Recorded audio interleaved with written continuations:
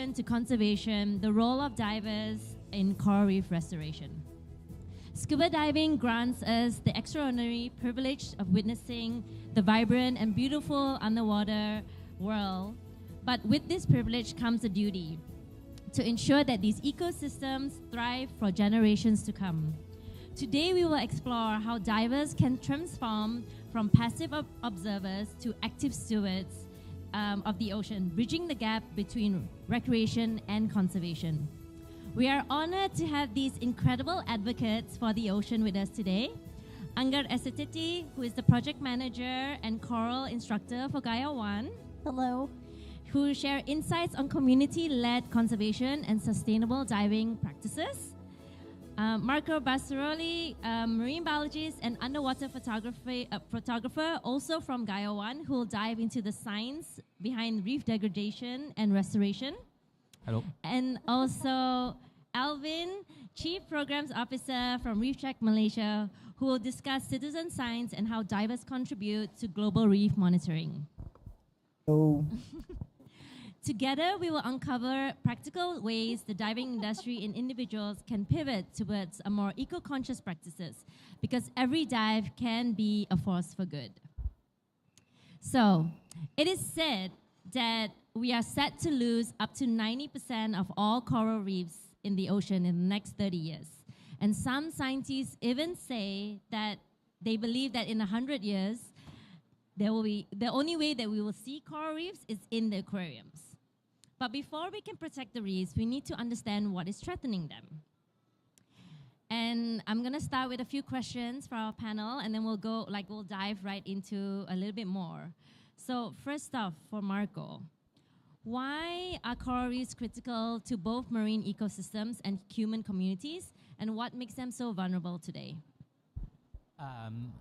Coral reef is a critical ecosystem for the ocean.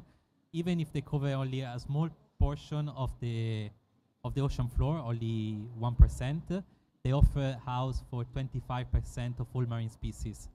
And especially in area like the Coral Triangle that include Malaysia, this environment is even more critical, because if they're going to disappear, all the marine life of this area is going to be affected, not only the one that is living on the reef, but also the more pelagic one, because everything is connected. And unfortunately, the coral reef are under threat from so many fronts at the moment due to the human activity. And people think that coral reef are like fragile organisms and they just die for no reason, but actually there's so many stress for at the moment coming from climate change, pollution, plastic, and human activity, destructive human activity. And if we don't stop and we don't together act to mitigate this impact, we cannot expect the coral to survive. All right. And Alvin, how do you think can recreational divers shift their mindset from just diving to actively participating in conservation? This is an interesting question. Actually, I think the mindset has once. Okay. Oh, was it not working earlier? Okay. Again, go again. All right. So I think that's interesting, right? Because the mindset has shifted once already. When I started diving, this is like more than 20 years ago, the people who got into it because they loved the environment. They wanted to know more, they wanted to explore, we wanted to learn the name of the fish, we wanted to come back and go through the books and find out what we just saw. But this has changed, right? Now it's more about us being in the water, having photos of us with the dive gear in the water so that you can have a nice photo on Instagram looking all cool in dive gear. Right, so I think that's one big change that I've noticed. Very often you go to a dive shop after a dive and they're not even pulling out the books to go through and talk about the dive. It's more like, hey, did you get that picture? Yeah, can I see? Okay, send it to me, huh? Tag, right? So we need to change that, yeah? We need to get them to realize, to want to know about the environment, and they are taught This mic is annoying me. So if we are taught from the time they're doing their open water course, right? If they are taught properly, like, look, we're going in as explorers. We're going to go look at the reef. We're going to go learn some fish. Yeah, then I think there would be this interest. And until there is that interest, they're not going to care about taking care of it, right? So until we can build that interest, get them to understand what's down there, what's going on, I don't think they would want to get involved in conservation if we can't do that. Okay, I hear you. So we heard from Marco about the importance of coral reefs, and then clearly we understand that there is a correlation between, divers wanting to be part of or experiencing the underwater world from Alvin. And Anger, what is the one overlooked action that divers can minimize to minimize their impact on reefs during every dive? What do you think? So I feel like everyone should actually take into an account for not taking everything for granted, because as we sat down now, or like actually people are going around through every single booth here in the dive center, they always will ask like, what can we see, or what's special about the dive site and all of these things. But you should probably understand also that it shouldn't be taken for granted. All of those places where you find that it's doesn't really seems interesting, or it seems to be like very polluted, or all of these things, it's because it's been neglected. It's been taken advantage of. So when you see like some other dive sites where it's full of people, where they do their training, they don't really train their buoyancy properly, or they just do all of this, you can actually see the damage that's been done. So I feel like every single diver has to actually change their attitude, that every single time that they went outside, when they go diving, yeah, it's great, it's nice diving. And I've been hearing comments about people saying that, oh, I've been diving for 20 years, nothing has changed. And I'm like, yeah, because you always pick after the good one. But what about those that's already been destroyed, and it wasn't like that years or decades ago, So I think it's definitely the attitude of you getting into the water that needs to shift it, that not taking things for granted. So yeah, definitely take a better training for diving, and also be more educated to like the local regulations or stuff like this, because you as a customer or the dive operator, you actually have the chance to actually change something or say something at least. Yeah, I hear you.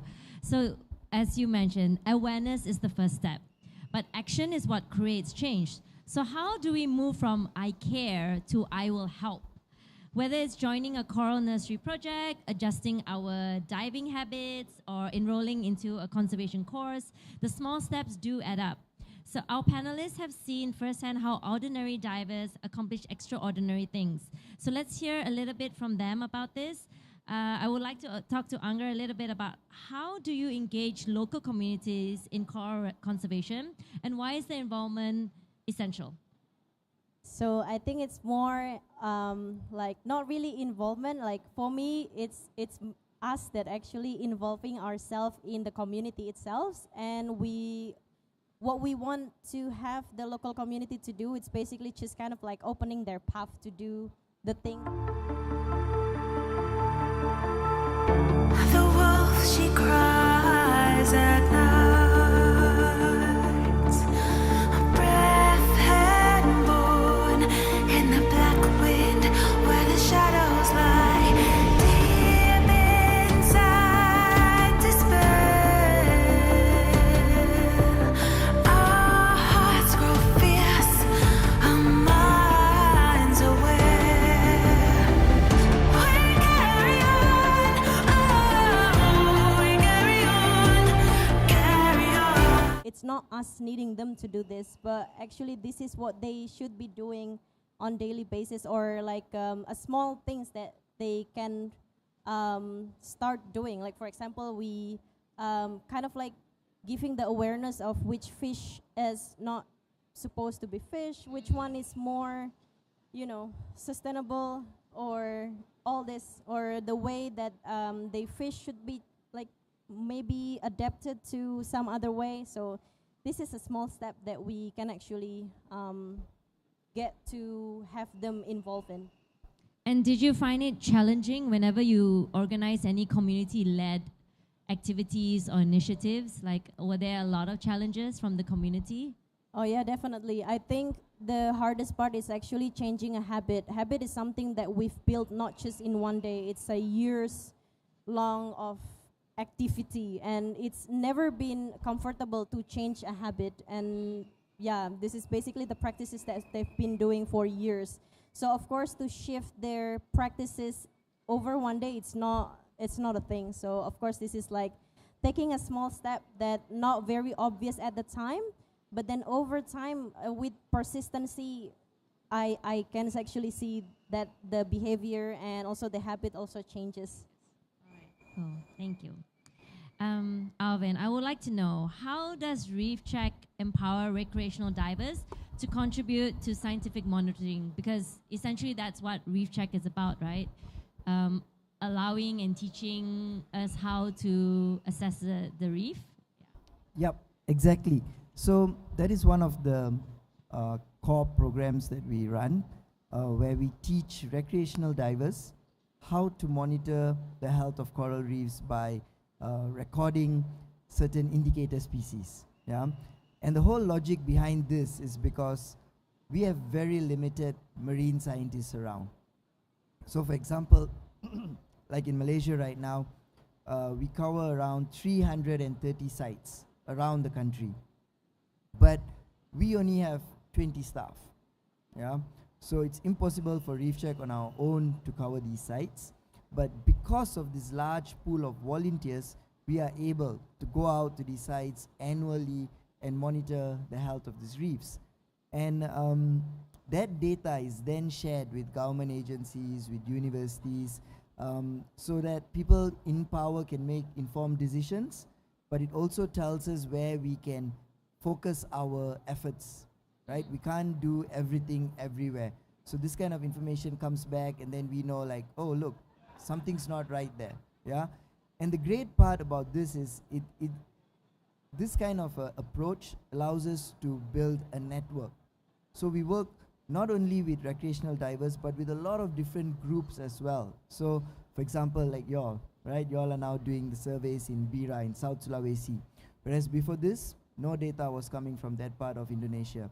Yeah, and then we work with, for example, we've got Bubbles here, we've got Tengah Island Conservation, we've got Scuba Junkie, we've got Track, we've got a lot of many groups that have also gone through this similar kind of training, and now they are doing the same standardized monitoring, and now they are feeding into not only data for a national level, but something at an international level as well. Yeah. So again, if it wasn't for this large pool of divers, there would be no way for us to get this kind of information. Yeah. Okay, very cool. And you mentioned about all these data that people are collecting. What is the most surprising data trend you've seen from the diver collected reef surveys? Like, if maybe you can share a little bit. Surprising. Okay, I don't know whether I should say it's surprising, but I guess one of the very worrying information, yeah, is, for example, like how badly hit reefs were hit during the 2019 tropical cyclone Pabuk. Because we went back and it was crazy. Some of the reefs, the coral cover had dropped about 40%. Yeah, and then again, for many people, they wouldn't even realize that, because it happened during the monsoon. Most of the dive shops were closed, right? So they wouldn't even have recognized that happened until they came back after the monsoon. Another worrying thing would be, for example, last year during the bleaching, right? We knew, yes, it's bleaching. We saw its colors are turning white, but to then go down and do the survey and come back and look at the data and see, like, wow, we lost 40% of reef in this 1 year's bleaching event. Yeah, so this is something that's very troubling. It's becoming something that's happening more frequently, and the intensity is also increasing. So it's of great concern. But yeah, we are also at the point where we kind of know what we can do to help the reefs recover faster, right?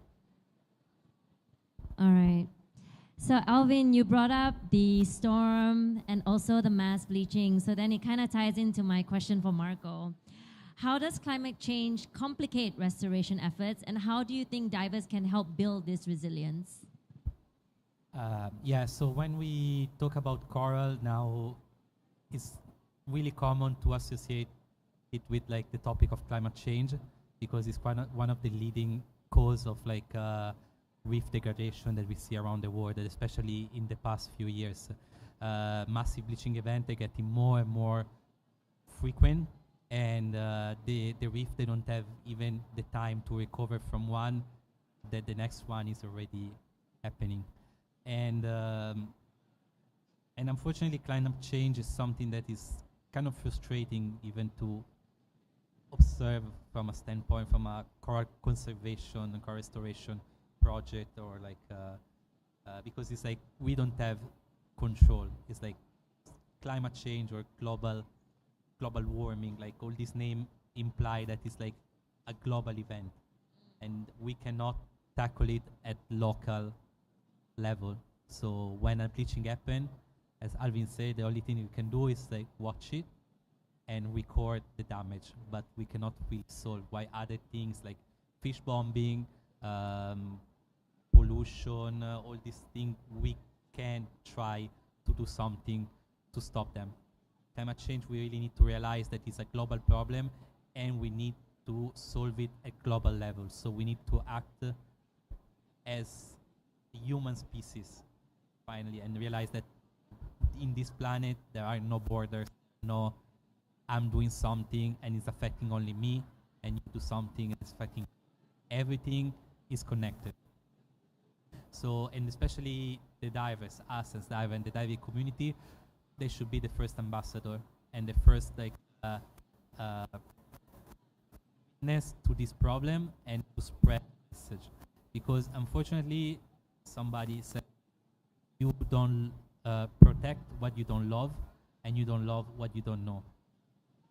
And we cannot expect that people that never dive are going to be the first one to take action to protect the reef. We are the ambassador. We are the one that see how beautiful is this kind of environment, and we are the one that see how destroying are the action that we are taking outside of the water. And we need to report, we need to keep pushing, keep spreading the message, and make sure that like this revolution start from the bottom, because we cannot expect something to start from top. There are too many problems, too many like interests involved in this, so need to start from the ground, and we need to involve local community and normal people, and understand that small action can have a big impact if everybody do it. So you don't need to save the reef, you don't need to join a coral restoration course. You can save the reef in your everyday life by taking small, by making small step and small change in your routine, that in the long run, they're going to have a big impact, especially if you involve all the people that you know in this kind of like practice. All right. So we talked a lot about how divers can help make a change or cause an impact, but do you, and then, you know, we're at this dive expo and there's lots of dive shops and lots of resorts here. Do you guys think that they can, like dive resorts, dive shops can better integrate conservation into the business models? And we can, like, everyone talk about it. Yeah, one thing, just sorry, I have the microphone, so I don't give it to you. So yeah, one thing is like, unfortunately, like I see, because Sky One, we are a coral restoration, but we also have a diving center, and I understand that it's hard for like a diving center to post about like bleaching, about fish bombing, because you don't want to make a bad publicity for your diving destination. You don't want to say, okay, here we have fish bombing, here we have bleaching, and the coral is dying, because it's bad for the business. But unfortunately, it's something that we must do. We cannot keep hiding and always showing the good and no, everything is fine and no worry, there are people that do coral restoration. Coral restoration is not going to be the solution. We can plant 1 million coral a day and it's not going to solve the problem, because if you have like a floating bathroom, you don't start to take out the water without closing the tap. First, you need to solve whatever is causing the coral to die, and after you can expect to restore it.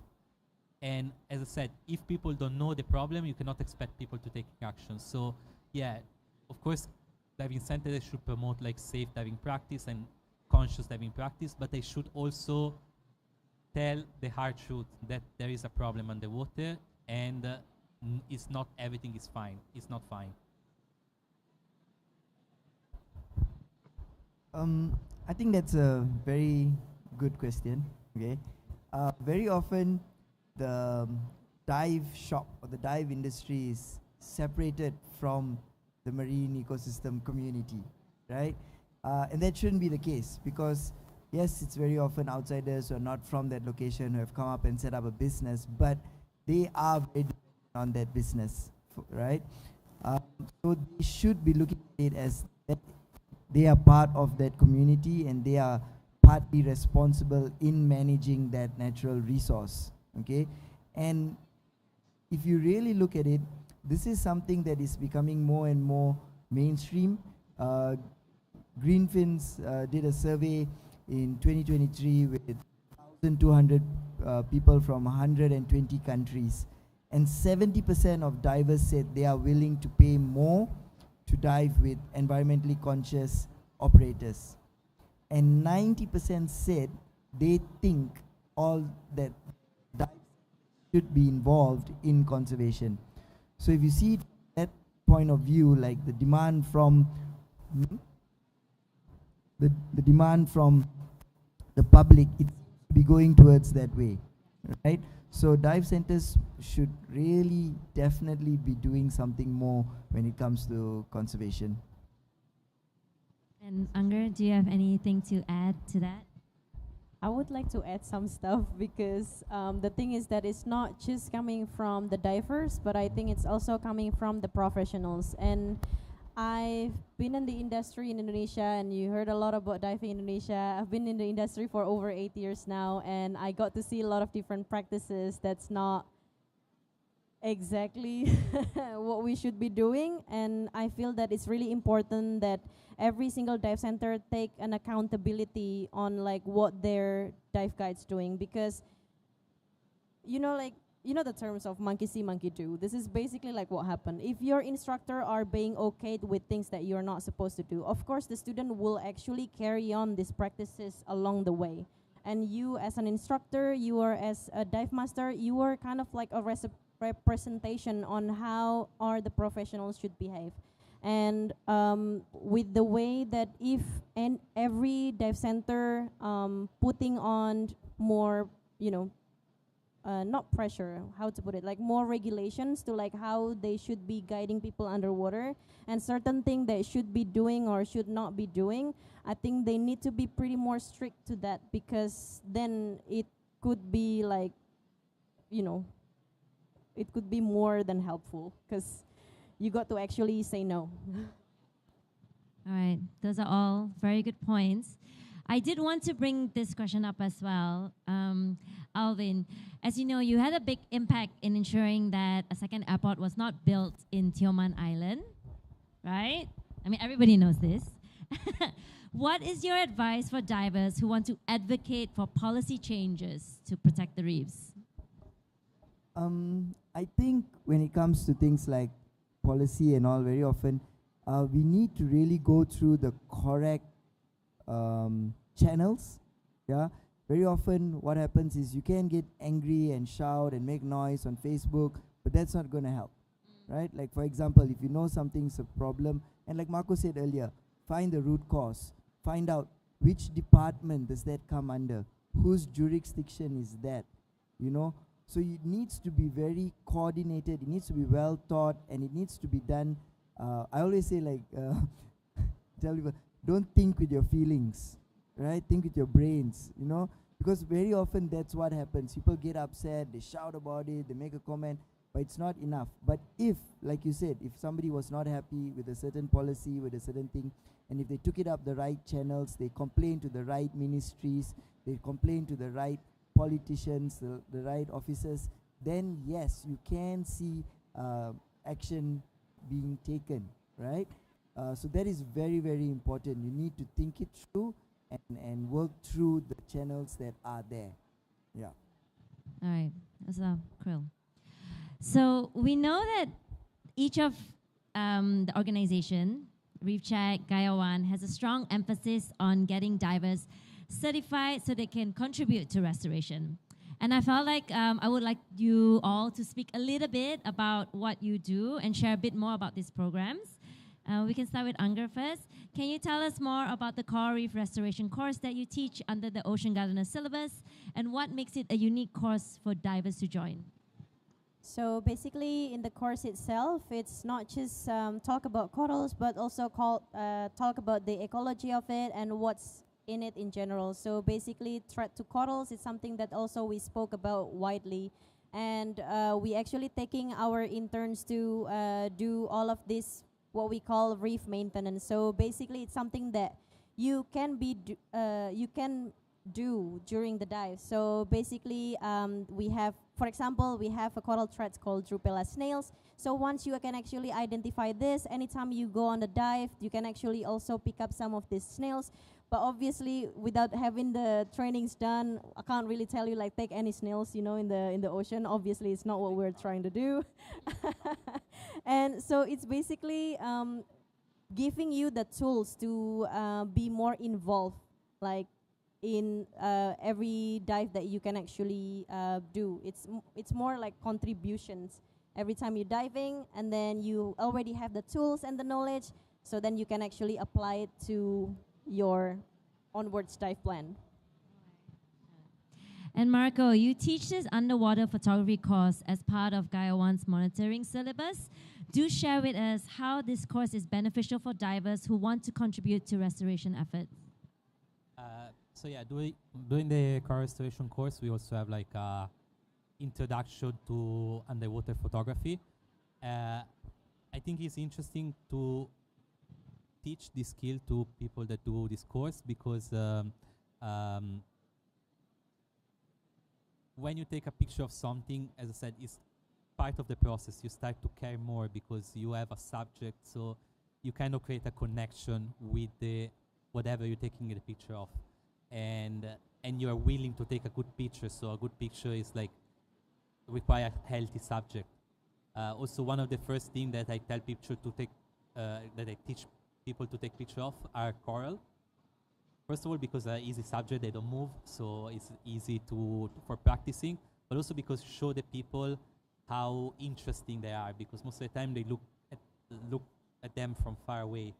But if you look close, you find all this like interesting structure, interesting pattern, this contrast of colors, and you can create really nice shot, really interesting shot. And people are always amazed, like how something that they always have under their eyes, they never realize like how amazing they are. And after, like when you progress, you start to take pictures of other things, and the ocean became your canvas. So you want it to be nice and healthy, and so you're more prone to care for it and protect it. And also, with your picture, a video, a reel now is like a really powerful medium to convey a message. One viral reel, I would say, unfortunately, it's more efficient than like maybe us doing a lot of like work, but nobody knew about it. While with you have one viral reel, your project can touch people from all around the world. Yeah. So That's very true. Social media has had a big impact on many big projects at the moment, I think. And I think it is one thing that more conservation projects are moving towards as well, to sharing this knowledge. Alvin, Reef Check has a program called Reef Check Eco Diver Training, which three of us had the opportunity to learn from you. I realized that I don't know how to identify sea cucumbers. Can you tell us more about this and why it's important for divers to join this training? So the Eco Diver course basically teaches you how to identify the indicator species that we count on the Reef Check survey. And then it teaches you how to do the method, how to go down and do these surveys, right? Now, this is an interesting course because you're going to do it to then go out and help to collect data so that other people can use that information. So what the diver themselves personally gain out of this is added understanding of the reef, of what they're seeing. Yeah, and this is something I've noticed with many eco divers. After the course, they say like, whoa, I am not going to be able to not think about sea cucumbers when I dive anymore, right? Or now now this makes sense. Now I know what the algae is doing on the reef. Because, and again, this is something I also often get from dive professionals. And it's not something you learn during your dive master or your IDC, which is, how to make sense of what you're seeing, right? Whereas this course, it will teach you to make some kind of sense. Like, look, what are you seeing? Yes, there's very little hard coral. There's some soft coral. There's a high amounts of algae on this reef, right? There's rubber. So it will help you not only identify more things in the water, but then make sense of what you're seeing in the water. Yeah. So this is, I think, what the most rewarding thing to the participants are. Yeah, that's really cool. And I like the fact that, all three of you talk about different courses, and it kind of touches on different interests of people as well. People who might be interested in a more practical course, then they can do the coral restoration course. Those are more interested in survey or understanding the reef can do the eco diver training. And those who love underwater photography can expand their knowledge and assist projects on all the data that they collect through that as well. Yes. One point something is, as Alvin said, it's kind of surprising. Like, divers spend most of their time underwater, but it's surprising to notice how little they know about it. Even like people with thousands of dive professionals, maybe they know everything about the new side mount and how to set it up, but you pointed a coral that they see every time that they dive, I don't even know that there's an animal. So it's kind of like show there is a lack of pushing this kind of knowledge from training agency, from diving center, and it's equally important to know your equipment because it's what keeps you alive underwater, so I don't say, but I think there should be way more energy spent on like teaching people since the basic course of what they're going to see and how is important this environment that they're going to witness underwater, and not just something that is people doing whenever they feel or when they are bored with, because they already did everything else. So now, only now, you start to learn about the environment. Should be the opposite. Should be the first thing. That's a fair point. Maybe we should let Paddy and SSI know. Are they here listening? The great beef. Okay. So I would like to ask each of you, how important is the role of divers in coral reef restoration or protection? And what are your hopes for divers will do after listening to this panel? Maybe Unger first? Yeah.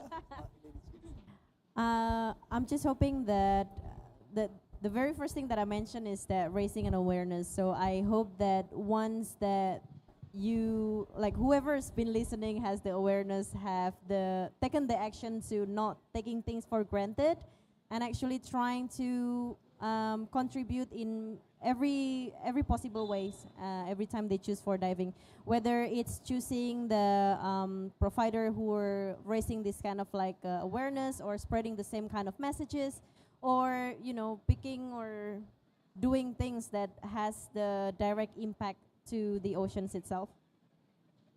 I would say I think it is very important that divers get involved. I think they have a big role to play. There's not enough NGOs and not enough hands to do all that we want to do. And I would encourage all those that are listening to go visit the NGO booths around and find out how you can get involved and help.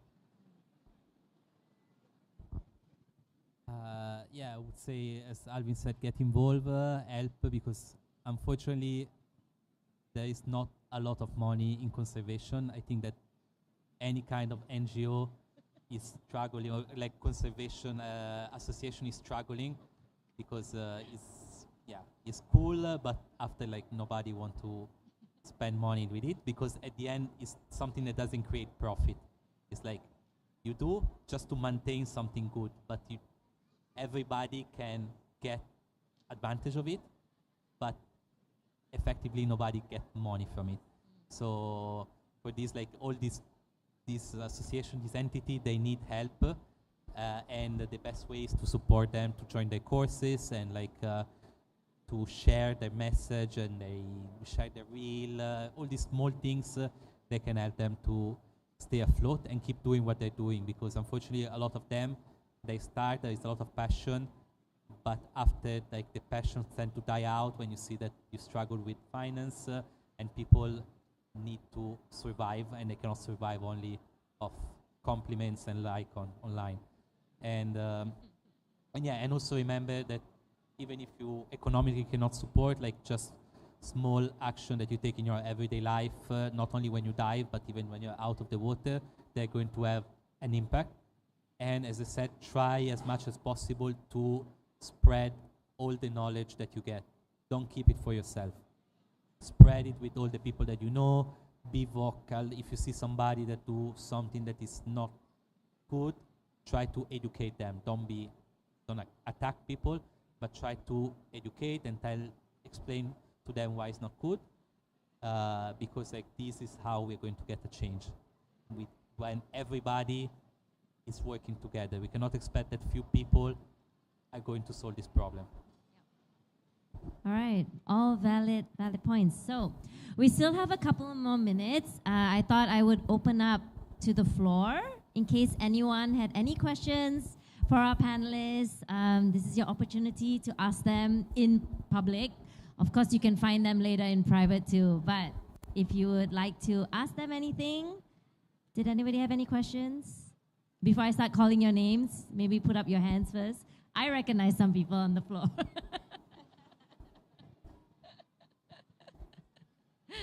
No? Okay, we were really Yes? clear.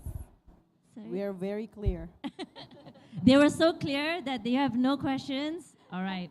So that means I will see you all in Tioman and in Bira for the courses that they run. Well, yeah, I think, did you guys have any last statements before I wrap it up? And, well, we're really on time. Okay. Thank you thank you very much for everyone for today's panel. If anyone is interested in speaking to our panelists, you can find Reef Check at the NGO Pavilion. That side? Yes. And also Gaia 1, we do have a booth today. We are at B17. I hope that today's panel makes us realize that small changes matter. And you know, a lot of us are here, we're going around looking for dive trips, we're going around like, oh, you know, where can we go, what's a new thing we can see? But I also would like to encourage you to maybe, wherever new place you go, have a look and see, is there a conservation program there? Is there a day that you can take out of your diving trip to do a conservation dive, a cleanup dive, a beach cleanup, a coral planting, a maintenance? I mean, all of this really helps. And remember that we are ambassadors for the ocean. It's really important that as divers, we take this extra step into conscious diving as well. And it's not just about, oh, let's go fun and let's take a picture, let's go somewhere new. But remember that without the reefs, there's no diving. So thank you so much, everyone, and hope to see you all next year.